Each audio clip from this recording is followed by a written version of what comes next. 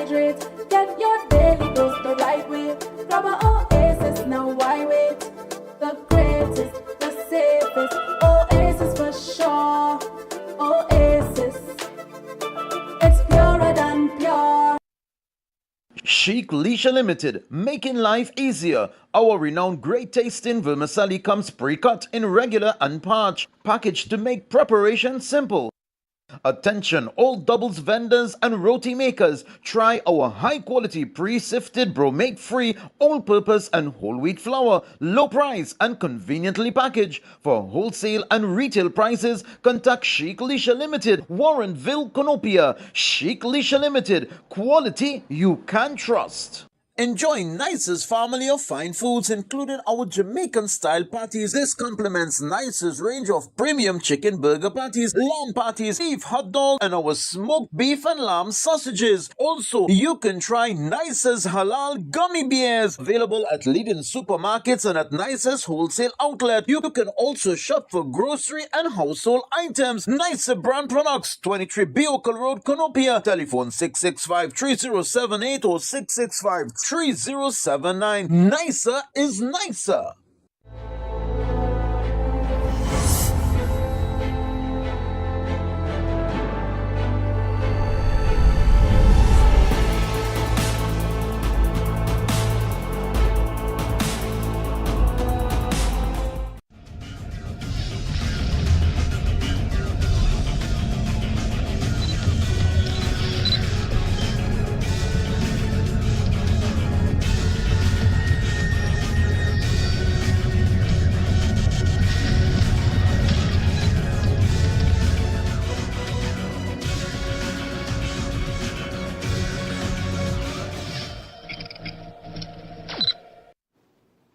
Assalamu alaikum and good evening, my dear viewers. Welcome once again to another edition of your favorite tech program, Techno, right here on IBN. And this is a live program, as you know. So this is shown every Thursday evenings from 8 to 9 p.m. And before I actually get into the program, let me wish my Muslim brothers and sisters a blessed, happy New Year, 1448 after Hijrah. And as you know, there's about a day ago, the new Islamic year started, and it would not be right for me to start the program without wishing all our Muslim brothers and sisters out there a blessed new year. There are many things happening in the tech world, and as you know, this program tries to cover as much things as possible. But before we dive straight into that, let's talk about robotics. It's something that we touched on a little bit, and as you know, with robotics, sometimes people think, okay, you know what, robots only came out a couple of years ago. But funny enough, I'm going to show you exactly how long robots, as we think of, or what we know of, has been in the actual making. And it continues to evolve, and now we're talking about humanoid robots. But there's a saying, before you know where you want to go, you have to know where you came from. So if you know where you came from and you know where you are, then you can basically focus where you want to go and then put things in place to pave that road. So my first clip that I'm going to show you very quickly is the evolution of robots. Let's take a look.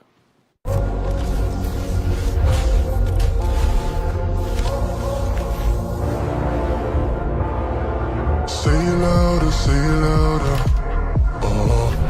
Feel the moment, feel the power. Bring the animal back to life. Bring the energy one more time. If you feel like letting go, you can take control. You can turn this all to something beautiful, where you feel life gets you down, down, down. Gets you down, down, down. Say it louder, say it louder. Feel the moment, feel the power. Bring the animal back to life.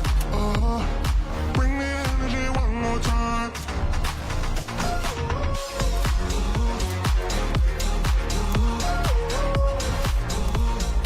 Bring the energy one more time.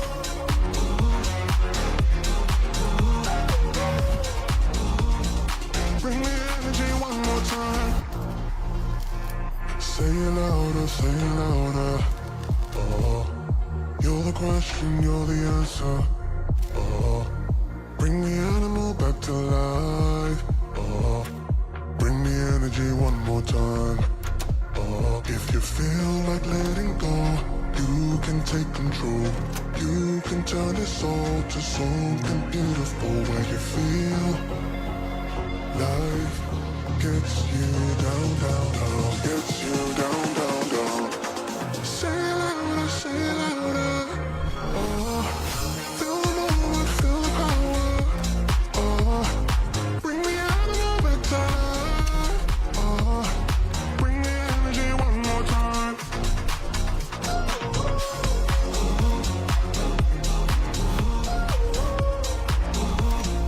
Bring the energy one more time.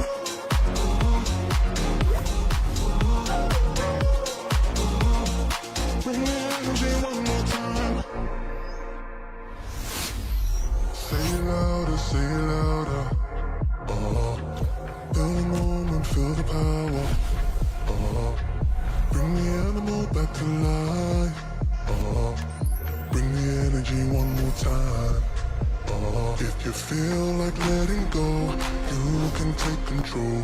You can turn this all to something beautiful. Where you feel life gets you down, down, down. Gets you down, down, down.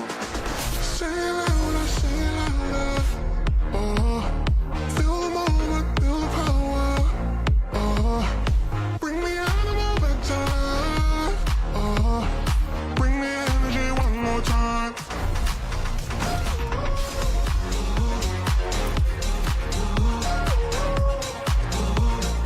Bring the energy one more time.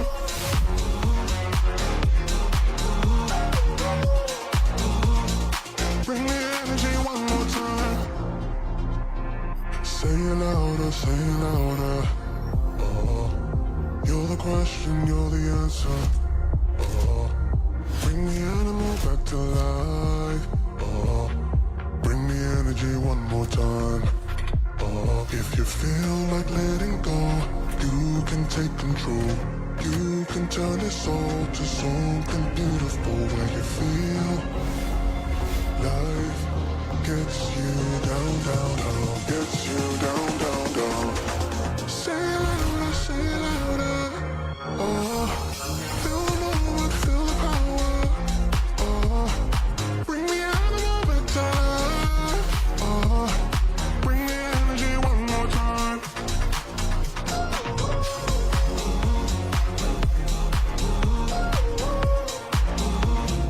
Bring the energy one more time.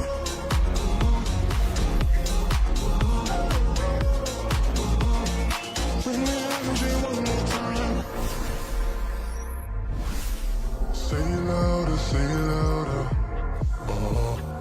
Feel the moment, feel the power. Bring the animal back to life.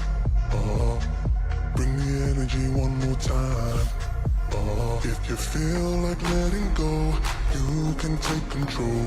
You can turn this all to something beautiful. Where you feel life gets you down, down, down. Gets you down, down, down. Say it louder, say it louder. Feel the moment, feel the power. Bring the animal back to life. Bring the energy one more time.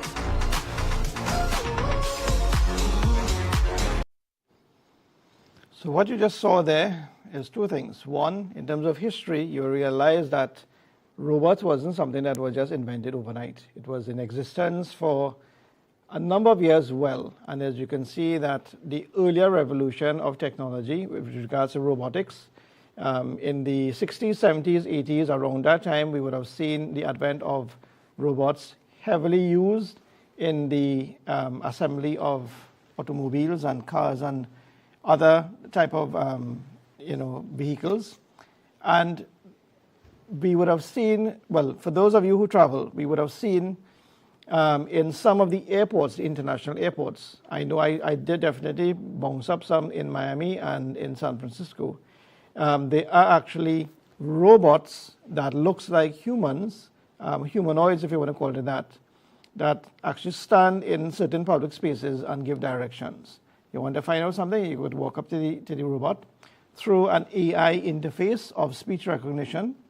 You can speak to the robot and it will give you directions in terms of where you want to go. As you can go up to an information booth and you can ask someone, a human, certain questions about a particular flight, or if it was delayed, or you want to find a particular terminal, or you're looking for a terminal building.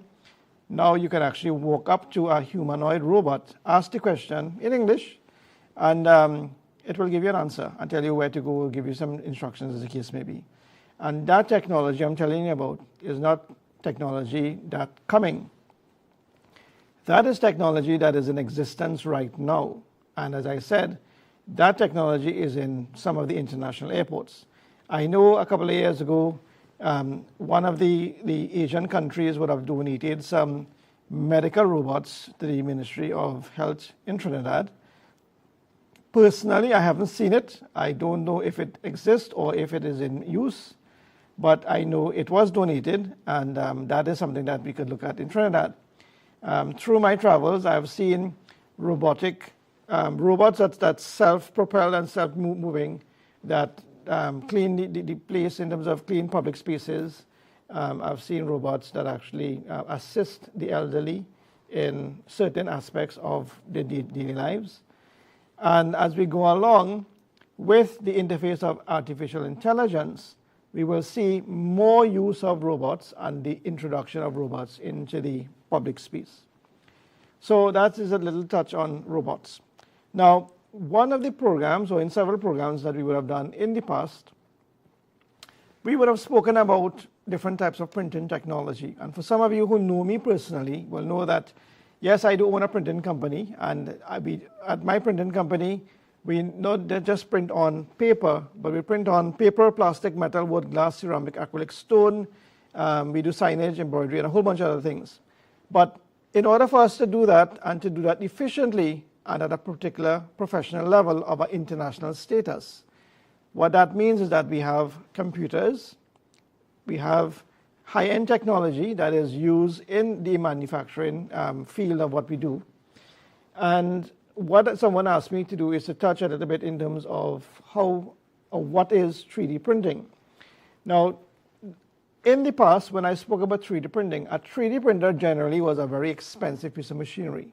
So, for example, we're talking about, on average, about $25,000 US at that time. That's a couple of years ago.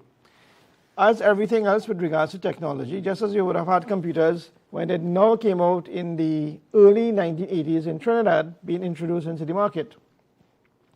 A typical desktop computer was about $40,000 TT at that time. And with the event of technology being mass-produced, becoming faster, more sophisticated, you find now that more and more technology was being introduced into the market. And then the price started to drop. So you're looking at technology increasing on one end and the price dropping on the other end. So you're getting more value for your dollar. Same thing with regards to printers. So now that you have 3D printers, you have 3D printers starting from as little as $200, $300, $400 US. And then you have under 1,000 US, depending on the size, the number of colors, the capacity in terms of what it can do. Some 3D printers allow you to use different type of substrates, but let me don't get ahead of myself. Let's take a look and see exactly what is 3D printing. What is 3D printing? 3D printing refers to a variety of processes in which two-dimensional layers of material are deposited and joined, one upon the next, to form three-dimensional objects. This process is also known as additive manufacturing, and is a fundamentally different way of producing parts compared to traditional, subtractive, or formative manufacturing technologies. How does a 3D printer work? The 3D printing process always begins with a digital 3D model that is converted into an STL file. This model is then sliced by the 3D printer's software into thin, two-dimensional layers and turned into a set of instructions, known as a G-code, for the 3D printer to execute.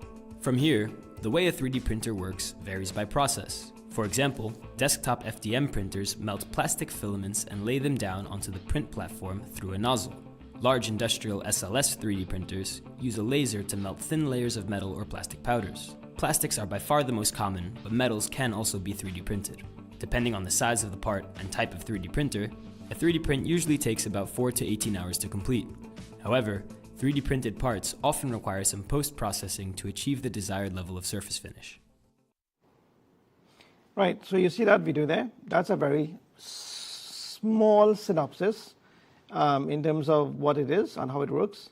But we're going to show you another video now in terms of how it actually works. But before we get into that video, from that little introduction you saw there, it means now that 3D printing, the concept of 3D printing is where you design something from 2 dimensions, render it into 3 dimensions on the computer, and then the 3D printer will interpret whatever it is that you want to print. Now, you have printers that will print plastics only. Some of them will print metals, some of them will print a mix of materials, some of them are, and again, this has to do with the features, will allow you to do multiple colors at a time. Generally, most of the 3D printers use something called a filament, which comes in a roll. So I'm just throwing out some terms so you'll have an idea in terms of what I'm talking about.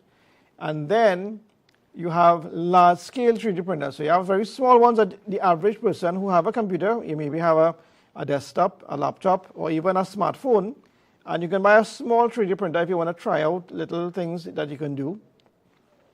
You can start off with maybe a machine for about $300-400 US. Those generally tend to be a little bit on the low budget side of things. And you can start printing small little toys, small little craft items, little things for tokens and so on. And before you know it, it can become a business. Now, I know it have people in the US. What they do is that they actually fill a room with about 20, 30, 40 3D printers. And what they do is that they advertise online.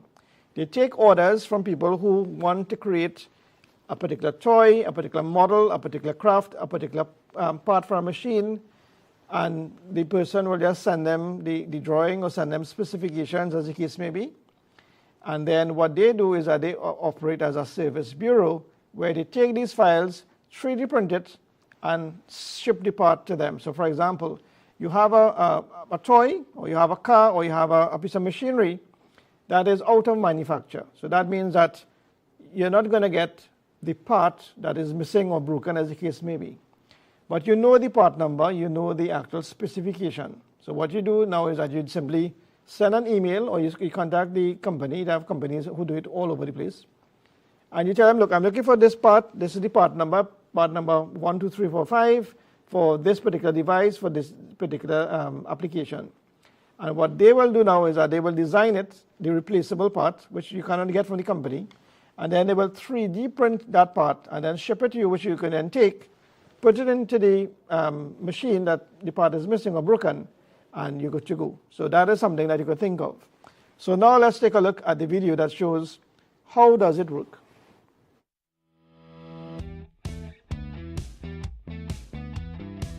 Remember when 3D printers seemed to be the topic of every headline? While the hype has mostly faded away, and you probably won't have one in your kitchen or living room anytime soon, 3D printing technologies have been rapidly maturing behind the scenes. Many types of businesses you might not even think of are already using 3D printers, and more will continue to do so as the range of applications continue to expand. In this video, we'll show you how 3D printing works, and the most common technologies, benefits, and applications. 3D printing, also aptly called additive manufacturing, creates three-dimensional parts by building up material layer by layer, based on digital models created using computer-aided design or CAD. While 3D printing technologies have been around since the 80s, recent advances in machinery, materials, and software have made them accessible to a wider range of businesses beyond a few high-tech industries. Today, desktop and benchtop 3D printers accelerate innovation and growth across various industries, including engineering, manufacturing, dentistry, healthcare, education, entertainment, jewelry, audiology, and more. But how exactly does 3D printing work? First, digital 3D models are either designed using CAD software or developed from a 3D scan. Then, the design is imported into a print preparation software to specify print settings and slice the digital model into layers that represent horizontal cross-sections of the part. These instructions are then sent to the printer. There are many ways to transform digital models into physical parts. Some 3D printers use a laser to cure liquid resin into hardened plastic, while others fuse small particles of powder at high temperatures or melt plastic filament to build parts. Depending on the technology and the material, the printed parts generally require some sort of post-processing, such as washing, depowdering, removing support structures, post-curing, or sanding. 3D printed parts can then be used directly or post-processed further for specific applications by smoothing, painting, coating, and more. Forget about the layers. Today, you often wouldn't be able to tell that parts have been 3D printed. While there are 3D printers that can print metal, wood, and concrete, the most common type of 3D printers print plastics. The three most established plastic 3D printing technologies are fused deposition modeling, or FDM, stereolithography, or SLA, and selective laser sintering, or SLS. FDM is the most widely used form of 3D printing at the consumer level, fueled by the emergence of affordable machines for hobbyists. FDM 3D printers build parts by melting an extruded thermoplastic filament, which a printer nozzle deposits layer by layer. FDM printers work with a range of standard thermoplastics such as ABS, PLA, and various blends. The technique is well suited for basic proof-of-concept models as well as quick and low-cost prototyping of simple parts. SLA was the world's first 3D printing technology, and it remains one of the most popular technologies for professionals. SLA resin 3D printers work by using a laser to cure liquid resin into hardened plastic in a process called photopolymerization. Because SLA parts have the highest resolution and accuracy, the clearest details, and the smoothest surface finish of all plastic 3D printing technologies, resin 3D printing is a great option for producing highly detailed prototypes and parts requiring tight tolerances and smooth surfaces such as molds, patterns, and functional parts. SLA 3D printing also offers the widest range of materials for various applications. It's used in a range of industries from engineering and product design to manufacturing, dentistry, medicine, jewelry, model making, and education. SLS is the most common additive manufacturing technology for industrial applications. SLS 3D printers use a high-powered laser to fuse small particles of polymer powder. The unfused powder supports the part during printing, eliminating the need for support structures. This makes SLS ideal for complex geometries including interior features, undercuts, thin walls, and negative features. Parts produced with SLS printing have excellent mechanical characteristics, with strength resembling that of injection molded parts. The most common material for selective laser sintering is nylon, a popular engineering thermoplastic that is lightweight, strong and flexible, as well as stable against impact, chemicals, heat, UV light, water, and dirt. The combination of low cost per part, high productivity, and established materials make SLS a popular choice among engineers for functional prototyping and a cost-effective alternative to injection molding for limited run or bridge manufacturing. Wondering what makes 3D printing so beneficial to so many different industries? First, it's fast. With traditional manufacturing processes, it can take weeks or months to produce a part as you first need to create tooling, while 3D printing turns CAD models into physical parts within a few hours. This allows designers and engineers to develop ideas faster and companies to bring products more quickly to the market. Second, it cuts cost. With 3D printing, there's no need for the costly tooling and setup associated with traditional manufacturing tools. While traditional processes like injection molding are still cheaper and might always remain cheaper for mass production, 3D printing can increasingly complement or replace these methods for a growing range of low to mid-volume production applications. Third, it offers unprecedented design freedom. 3D printers can create complex shapes and parts, such as overhangs, microchannels, and organic shapes that would be costly or even impossible to produce with traditional manufacturing methods. This provides the opportunity to consolidate assemblies into fewer individual parts to reduce weight, alleviate weak joints, and cut down on assembly time, as well as unleash completely new possibilities for design and engineering. Which brings us to the last point, customization. From shoes to clothes and bicycles, we're surrounded by products made in limited, uniform sizes as businesses standardize products to make them economical to manufacture. With 3D printing, only the digital design needs to be changed to tailor each product to the customer without additional tooling cost. This transformation first started to gain traction in industries where custom fit is essential, such as medicine and dentistry. But as 3D printing becomes more affordable, it's increasingly being used to mass customize consumer products. New applications of 3D printing emerge every day. In general, they can be grouped into 5 categories. The first one is rapid prototyping, where 3D printing is so common that it has practically become a synonym for it.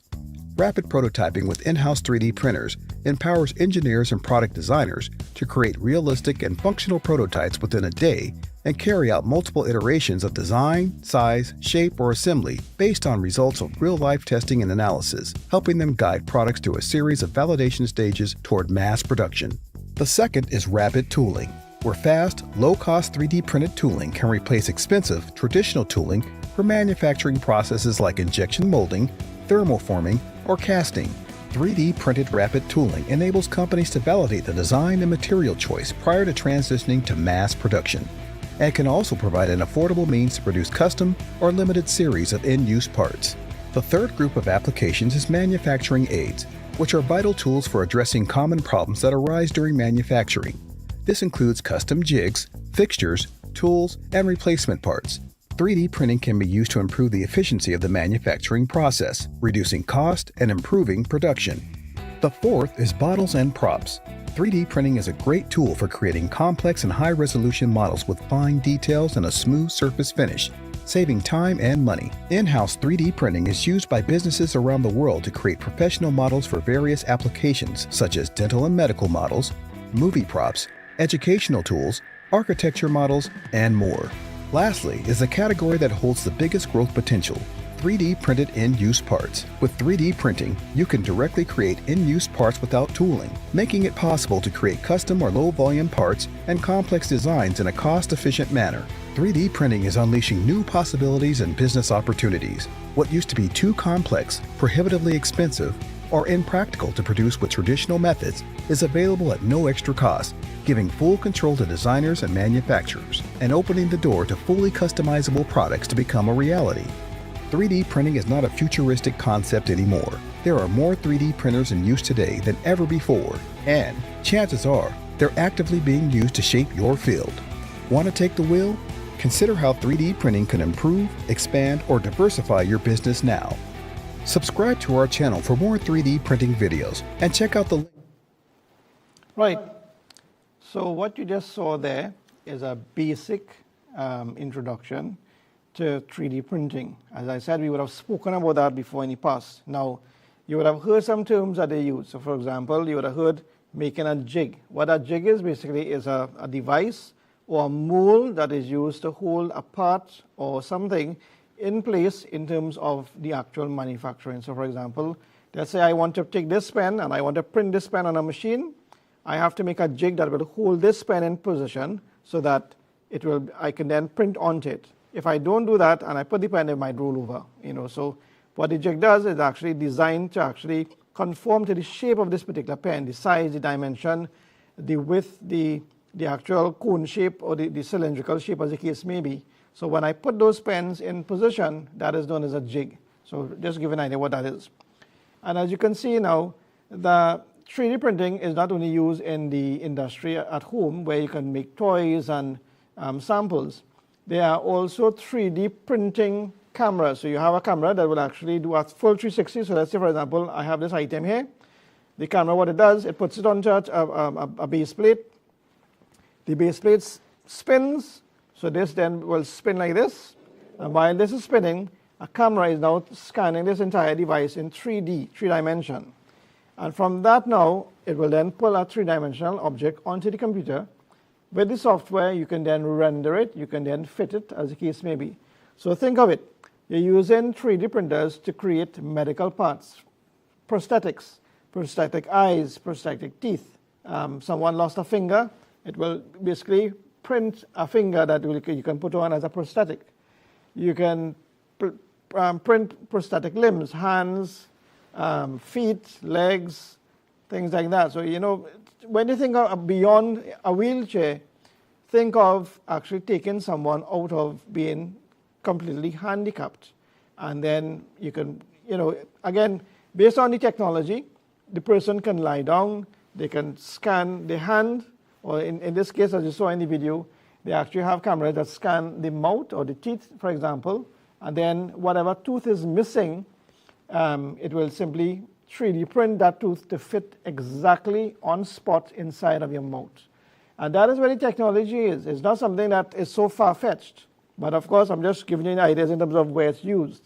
So we're talking about molds. You're looking at mass production of a particular item.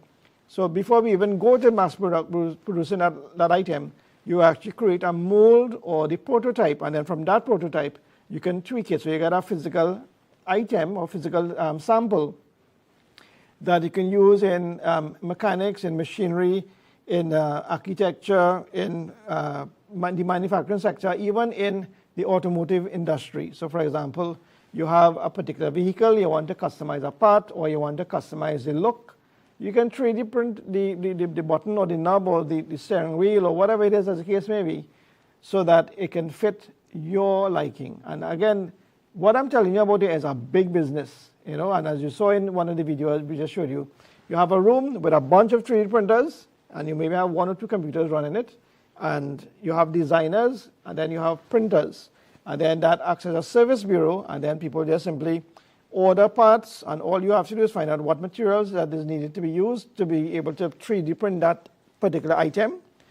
And it's an avenue that for some of you out there, the younger ones or the older ones who use technology, I always say computers is not a toy. It's a tool. It is designed to be used correctly and used in an innovative way so that it can become an investment that will yield returns over and over and over from a business point of view. So you're thinking of getting a side hustle, that might be a side hustle that you could think of as the case may be. Now I'm going to introduce you to something that I'm quite sure some of you all probably never heard of. And as you know, on this program, over the years, we are very happy to say that I have been able to introduce so much new technologies that is now in existence. So, you know, technology that I spoke about, and I would say it's coming, it's going to come next year, 6 months from now, in 2 years, sometime in the future. So from social media to the internet available to everyone on the phone, because that wasn't something that was available in the early 2000s, to being able to chat with WhatsApp and social media and watch someone at one stage or one part of the world and talk to them and see them at another part of the world live. Those things I spoke about, and it was really sparked some kind of enthusiasm because people calling and asking all sort of questions. Alhamdulillah, all praises due to God Almighty, who have given mankind the knowledge to invent these things, and it came into fruition. So what I'm going to tell you about now, we all spoke about 3D printing, we all see what 3D printing is. Well, the next step to 3D printing is what? Simple basics, 4D printing. I'm quite sure some of you all never heard of it, you might have heard of it, you might have never seen it. I'm going to show you now what is 4D printing. Let's take a look. 3D printing technology has existed for almost 20 years now. Yet, while the additive manufacturing industry is still discovering new applications, new materials, and new 3D printers, another technology is arising. It is called 4D printing and is coming straight from the future. Without further ado, let's get started.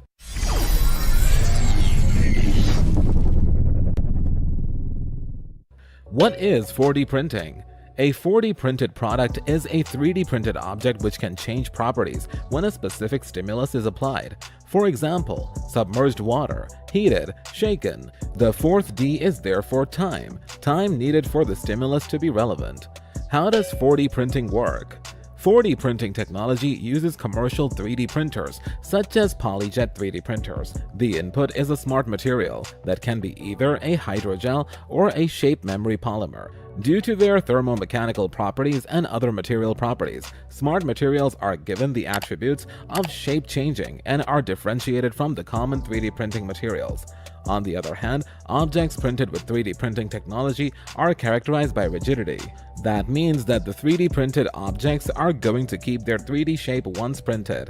Advantages of 4D printing. 1. Size changing. The most obvious advantage of 4D printing is that through computational folding, objects larger than printers can be printed as only one part.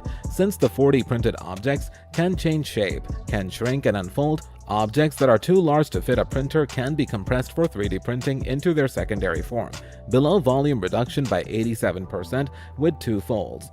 2. New materials equals new properties.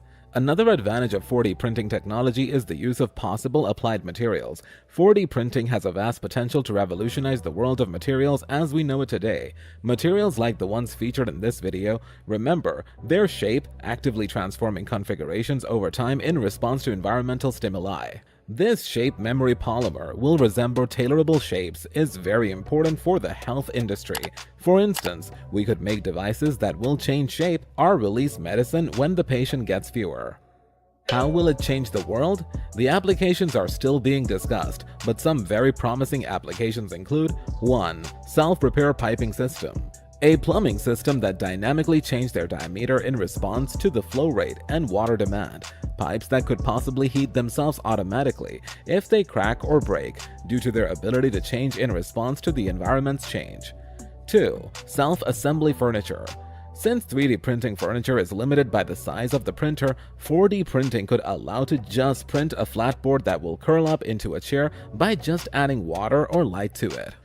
3. Fashion. One of the ideas is that clothing could change accordingly to the weather or the activity. For instance, clothes that become tighter in cold temperature or shoes could change their shape when you start running to provide you with better comfort and amortization. 4. Extreme conditions. 4D printing could be even more useful in big-scale projects. For example, in extreme environments such as space, it can have very promising applications. In space, currently, the 3D printing process of the building causes some issues related to cost, efficiency, and energy consumption. So, instead of using 3D printed materials, 4D printed materials could be used to take advantage of their transformable shape. They could provide the solution to build bridges, shelters, or any kind of installations, as they would build up themselves or repair themselves in case of weather damage. Obviously, it's always possible that some of these innovations will never become popularized. This should, however, not stop us from aiming to better understand them. The knowledge gained through planning is crucial to the selection of appropriate actions as future events unfold. A basic understanding of new technologies of the future can also help us steer clear of potentially destructive ones. 4D printing still requires more research and development, and it's not available for everyone. 3D printing, however, is right in your computer. With a 3D printer or an online 3D printing service, you can get your 3D models produced at the finest quality in. Right, so what you just saw there is the introduction to 4D printing. Remember, you heard it here first on IBN. We take a break right now, and when we come back, I have some more interesting things to show you. Let's see you soon. Kickoff savings are here at Southern Food Baskets. Fine Choice Calypso Pack, 2 for $29.95. Wow Straight Cut Fries, 1 kg, 2 for $19.95. Central Farms Duck, 4 pounds, 1 for $94.95. Swiss Barbecue Original and Hot and Spicy Spouch, 750 ml, 2 for $24.95. Catelli Pasta Cuts, 300 grams, 5 for $19.95. Catelli Macaroni, 400 grams, 3 for $18.95. Shop now at Southern Food Baskets, where every deal is a goal. Offers available while stocks last.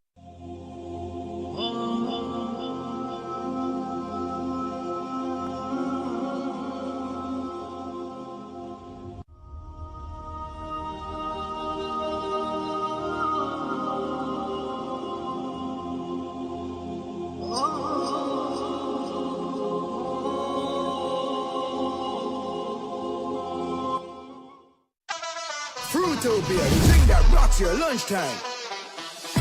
Fruitopia, Fruitopia, it's a drink that's hype. The citrus punch, fruit punch tastes nice. Guava, pineapple, that give me a vibe.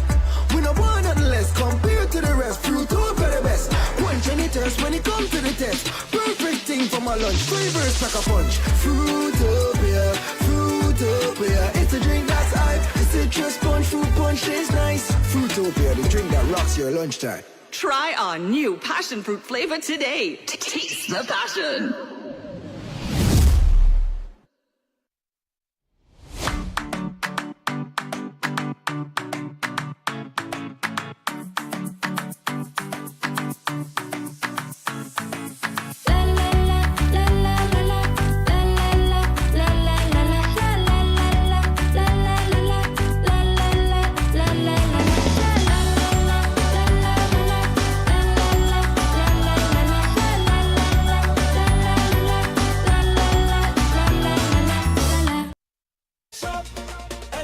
50 winners have already claimed their shopping sprees at the Sards the Food King and Brightside This. From Point Fortin to Mayaro, from Tunapuna to Marabella, families all across Trinidad are winning. Every Saturday, the Super Wins sweepstakes is happening at all 12 Sards the Food King's locations. 50 shopping sprees have been won and 50 more are waiting. So shop, enter, and win weekly. Welcome back once again to Techno right here on IBN. I am your host, Dr. Shahanshah Ali Qasim. This program is aired every Thursday evenings from 8 to 9 p.m. It's a live program, and remember, we are not only on IBN, we are streaming live on YouTube, Facebook, and Tego TV. So if you are on the go, you can download the app or you can browse us on the web, and you can ensure not to miss this program. This program is also rerun on a Saturday afternoon at 2 p.m., so if you would have missed it or missed any part of it, you can feel free to tune in on Saturday and view whatever we would have showed in tonight's program. Right before we went on to the break, we were talking a little bit about different aspects of robotics, 3D printing, and we introduced 4D printing. And now we're going to talk a little bit about AI.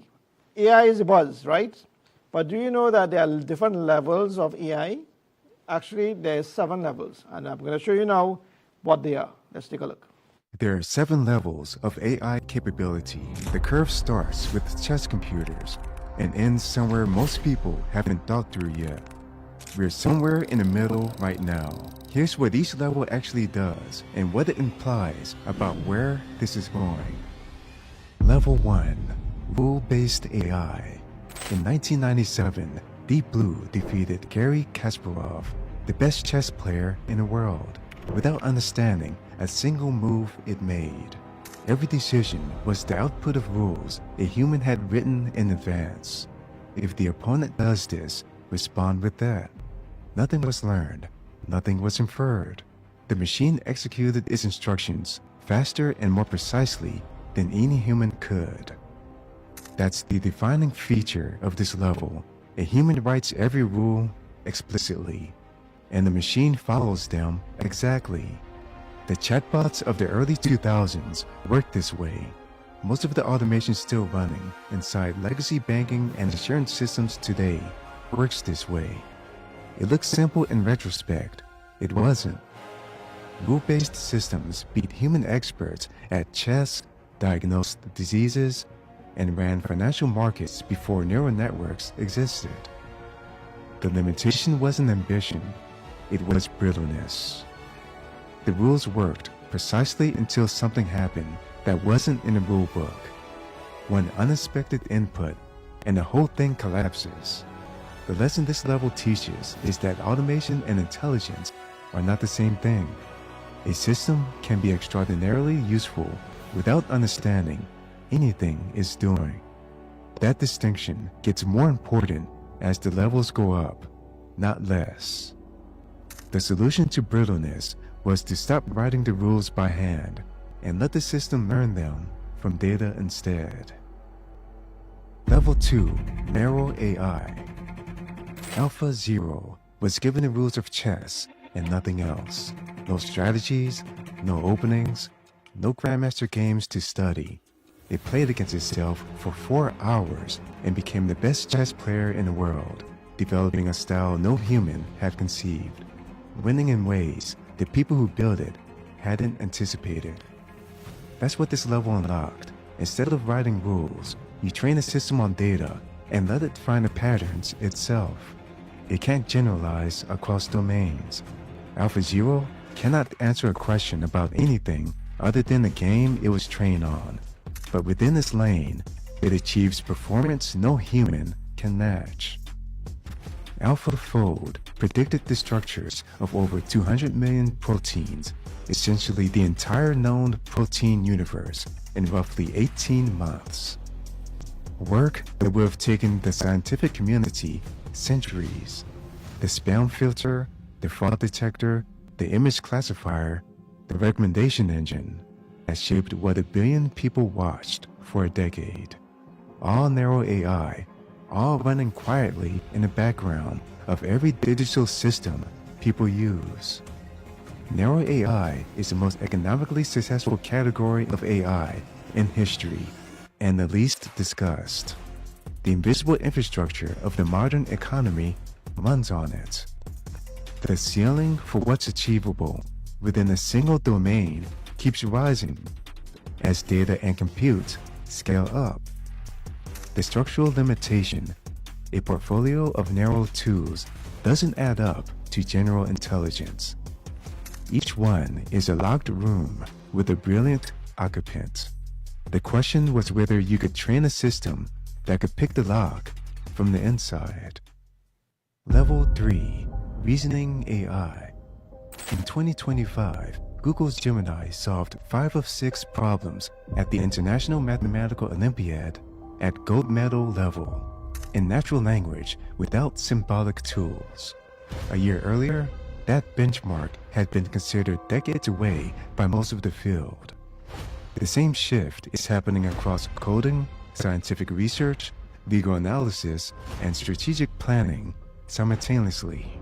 What changed is that frontier models can now chain thoughts, decompose problems, use tools, and work through multi-step tasks that earlier models couldn't handle.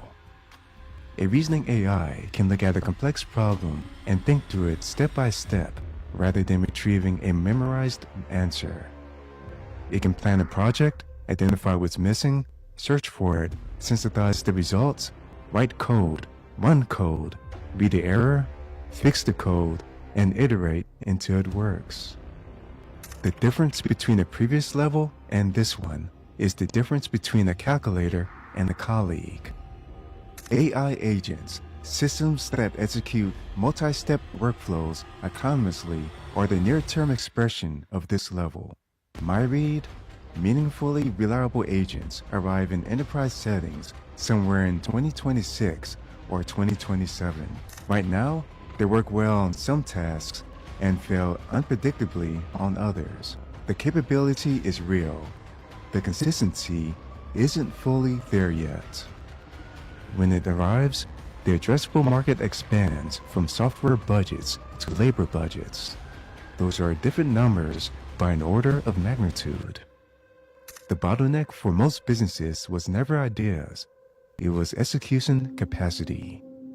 Agents change that equation. Level 4, AGI, Artificial General Intelligence. Every major AI company is racing toward this level while simultaneously arguing about what it means.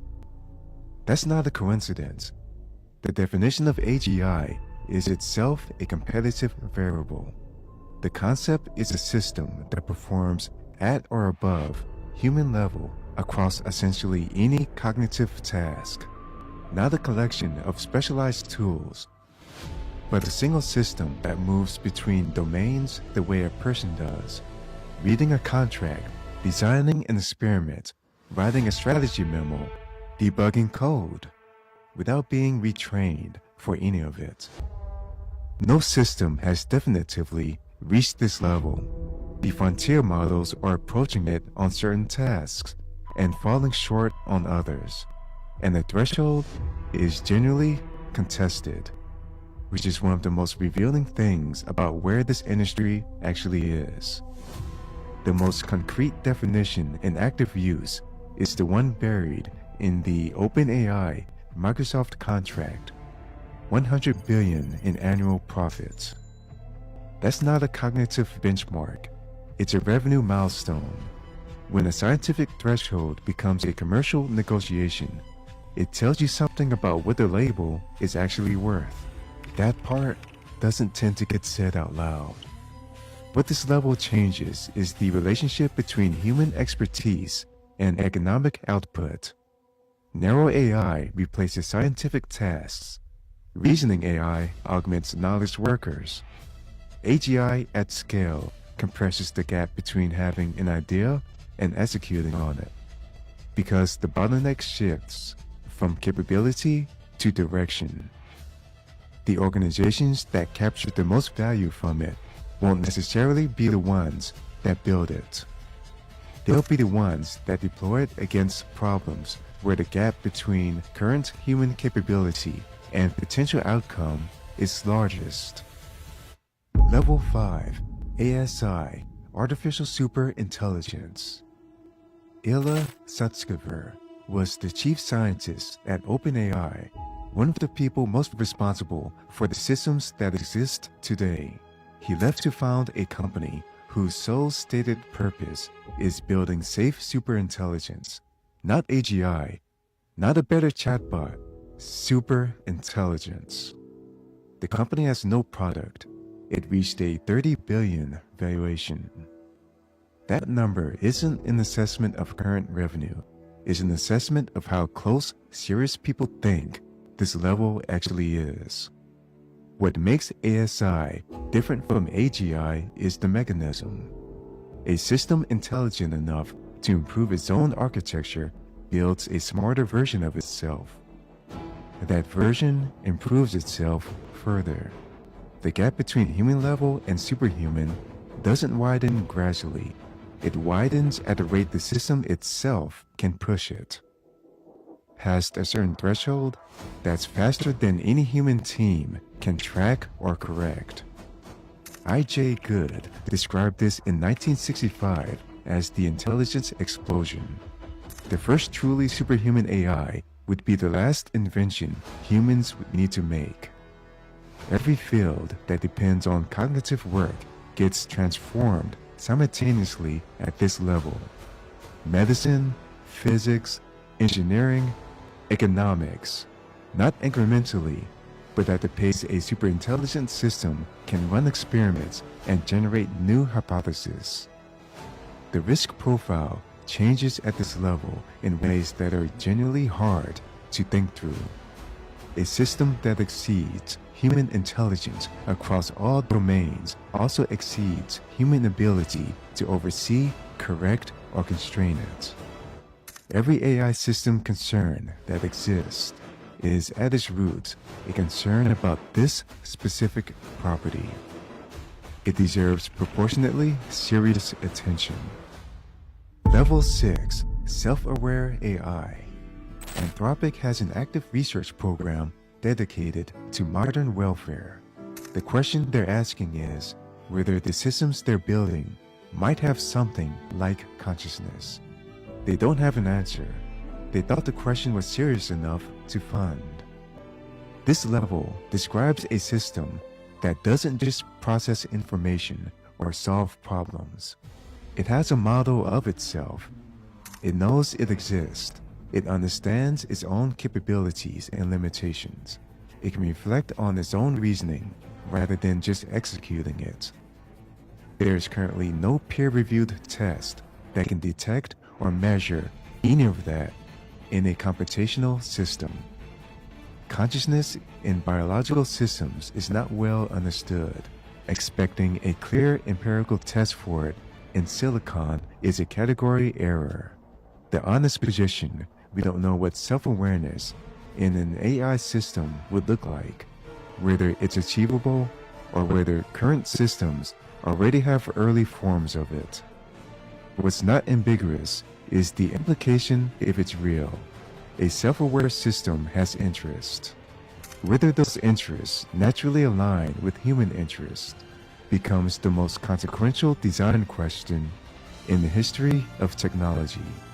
Worth understanding that this is genuinely open rather than already settled. Level 7, Godlike AI.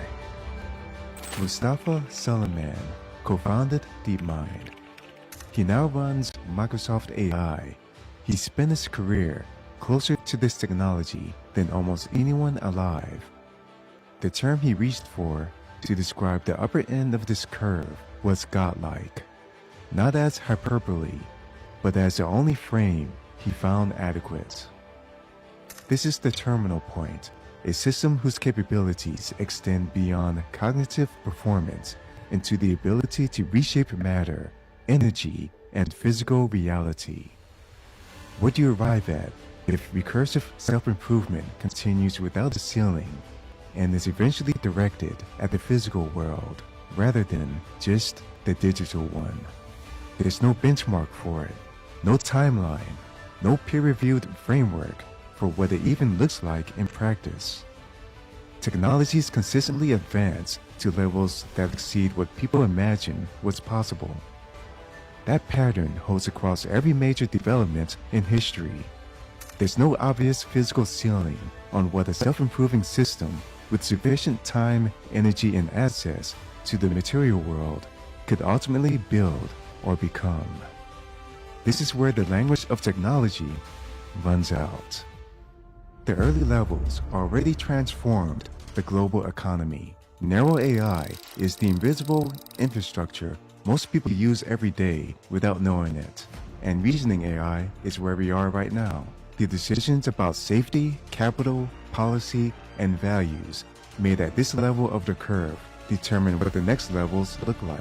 That's why this moment matters more than most people are treating it. Now, that video you just saw there shows you where AI was, where it's evolving to, where it is right now, and what they think it will come into being. Now, there are some concerns with regards to AI in terms of becoming self-aware, because what happens is that we know that from the videos that I would have showed you in the past and explanation, AI is a culmination of different technologies being able to gather information from you, the average user, and store that information into the cloud, and based on questions and prompts that is normally put into the system, it will then generate responses. And then from those responses, you can take a little bit of here and a little bit of there and basically pull it together and create something that might seem beneficial in terms of communication. So for example, I'm quite sure on social media you'll see a lot of people now have been using AI, ChatGPT for example, to create flyers, to create ads for a restaurant or for burgers or for a grocery or for a sale. But what you will notice is that generally the information is there, it's nicely displayed, there's a lot of color, but generally all of them tend to look more or less the same way. And you know why? Because it's taking what it would have learned from one prompt and generated an image, and take another image from another prompt and generate an image, and pooling those images together to create just something that looks almost the same. So that is a concern that a lot of people have. Now another thing as well is that with regards to AI, the technology keeps changing, and as it keeps on changing and keeps evolving, what you will see now is that more and more people will be using it. Whether they be using it for good or bad, that's a different story, but hopefully good sense will prevail and that technology will come into being with regards to what we use, how we interact, and how we are able to use that technology to make life easier for all of us. So on that note, I see that we are out of time already. So until I see you guys next week, Thursday evening, right here on IBN, I am Dr. Shahanshah Ali Qasim. Thank you very much for spending this time with us. Until I see you again, Assalamu alaikum wa rahmatullahi wa barakatuh.